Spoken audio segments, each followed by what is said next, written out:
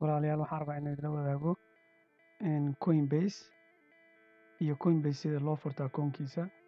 Marka google-ka markii aad joogto waxaa ku qoraysaa coinbase saasaa soo baxayso.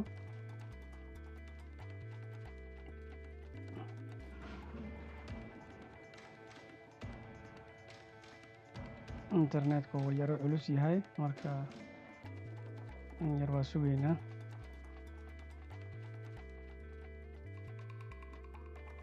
coinbase waa kana.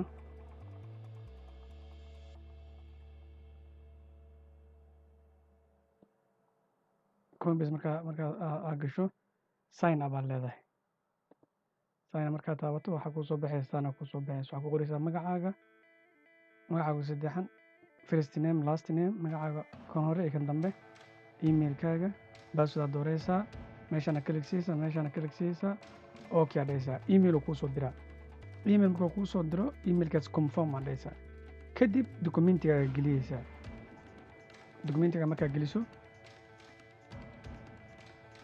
markaas waxaa ku iibsan kartaa bitcoin.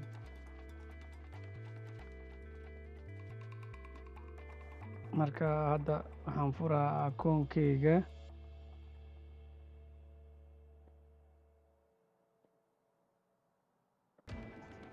hadda akoonkeyga marka waa kanaa, magacayga waa kaas. sida u galay waxaan idin tusin emailkeyga wixiyga maraba inay arkaan dad kaleento. marka hadda akoonkeyga waa kaasa. marka akoonka furato kadib lacag ku shubaysaa. markaad lacag ku shubato kadib waxaa ku gadan kartaa bitcoin ama ethereum ama litecoin. inta aadan lacag ku shubanna wuxuu ku weydiiyaa yacni kaarkaaga geli, ama kaarka bangigaaga aa geli kartaa. ama haddii kalenta waxaa jira kaar laga soo gato 7-11-ka 7-11 oo temporary kaarkaasaa geliyeysaa. kaarkaasaa lacag ku shubaysaa. magacaaga waxaa kuma qorno. kaarkaasaa geliyeysaa. kaarkaasaa lacagta aa ka diraysaa coinbase kadib waxaa ku gadan kartaa bitcoin. marka waa kaasaa. aniga hadda bitcoin-kan waa yacni waxaan gatay 14 September. waa adiga almost $110.